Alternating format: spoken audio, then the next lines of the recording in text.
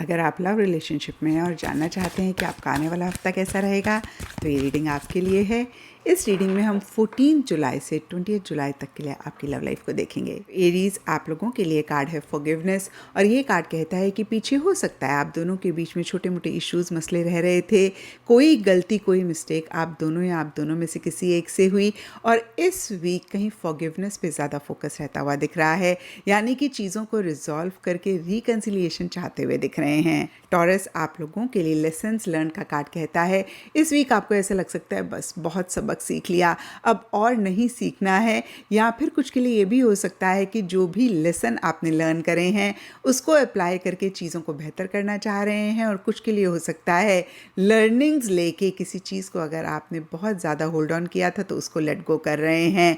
All in all कोई सबक या तो सीख रहे हैं या फिर कोई लेसन लर्न करने पे फोकस रह रहा है। एंड जेमिनीज, आप लोगों के लिए इररिकंसिलेबल का कार्ड कहता है कोई चीज़ आप दोनों के बीच में हुई है और आप दोनों या आप दोनों में से किसी एक को ऐसा लगता है कि इस चीज़ को सुधारा नहीं जा सकता है, इस गलती को फिर से ठीक नहीं करा जा सकता है, ये जो हो गया ना बस हो गया, अब इसको फिर से मैं कहूँगी इम्प्रूव या बेहतर नहीं करा जा सकता है।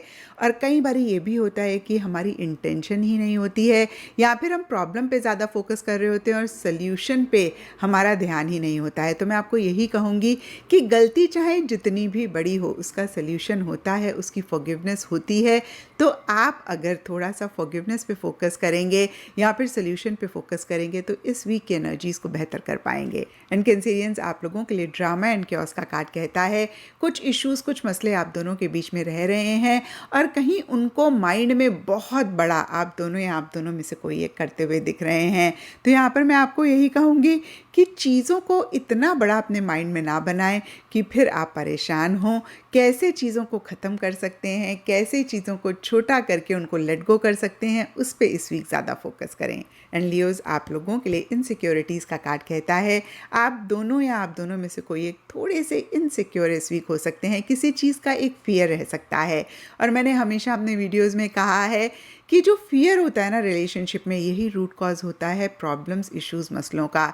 तो किसी भी फियर को अपने ऊपर इस वीक ना हावी होने दें। एंड वर्गोस, आप लोगों के लिए फैमिली का कार्ड कहता है इस वीक फैमिली या तो आप दोनों में से किसी एक के लिए इम्पॉर्टेंट रह रही है, फैमिली पे फोकस कर रहे हैं, रिलेशनशिप पे उतना फोकस नहीं कर रहे हैं, या फिर कुछ के लिए ये भी हो सकता है आपकी या आपके पार्टनर की फैमिली की involvement in a positive way या फिर interference in a negative way रह रही है। एंड लिब्राज, आप लोगों के लिए वर्थ वेट का कार्ड कहता है किसी चीज़ का इंतज़ार इस वीक आपको रह सकता है, क्योंकि ये जनरल रीडिंग है, ये इंतज़ार सबके लिए डिफ़र करेगा। कुछ के लिए पार्टनर के आने का इंतज़ार हो सकता है, कुछ के लिए उनके मैसेज का इंतज़ार हो सकता है, कुछ के लिए राइट टाइम का इंतज़ार हो सकता है। तो किसी भी चीज़ का इंतज़ार हो सकता है और आपको ऐसा लग सकता है ये इंतज़ार वर्थ इट है, यानी कि बहुत ज़रूरी है। एंड स्कॉर्पियोज, आप लोगों के लिए इनफिडेलिटी का कार्ड कहता है किसी भी लेवल पे किसी भी तरीके की एक चीटिंग आप दोनों या आप दोनों में से कोई एक महसूस कर सकते हैं। और मैंने हमेशा कहा है कि चीटिंग सिर्फ थर्ड पार्टी नहीं होती है, रोमांटिक ट्रायंगल नहीं होता है, जब सामने वाला ट्रांसपेरेंसी रिलेशनशिप में नहीं रखता है, या फिर ये हमारी भी एनर्जीज हो सकती हैं, तो ये भी कहीं रिलेशनशिप में चीटिंग होती है। तो किसी भी लेवल पे किसी भी तरीके से एक अनफेयर एनर्जीज आप दोनों या आप दोनों में से कोई एक महसूस कर सकते हैं। एंड सेजिटेरियस, आप लोगों के लिए हैप्पीनेस का कार्ड कहता है बहुत एक हैप्पी जॉय वाली एनर्जीज इस वीक आपके रिलेशनशिप में रह सकती हैं, बहुत एक पॉजिटिविटी के साथ चीज़ों को डील कर रहे हैं या पॉजिटिविटी इस वीक अपने रिलेशनशिप में आप महसूस कर रहे हैं। एंड कैप्रिकॉन्स, आप लोगों के लिए स्पाइस इट अप का कार्ड कहता है हो सकता है पीछे काफ़ी डल, मोनोटनस, बोरिंग सी रह रही थी और इस वीक आप दोनों या आप दोनों में से किसी एक को लग सकता है बस बहुत हो गया, अब कुछ तो करना पड़ेगा जिससे कि एक एंथुजियाज्म, एक्साइटमेंट इस रिलेशनशिप में आए। तो कैसे चीज़ें स्पाइसी हों या फिर से मैं कहूँगी एक्साइटमेंट रिलेशनशिप में आए, उस पर आप दोनों या आप दोनों में से कोई एक ज़्यादा फोकस कर रहे हैं। एंड एक्वेरियस, आप लोगों के लिए फोकस का कार्ड कहता है इस वीक सिर्फ और सिर्फ अपने रिलेशनशिप पे आप दोनों या आप दोनों में से कोई एक फोकस करना चाहते हैं।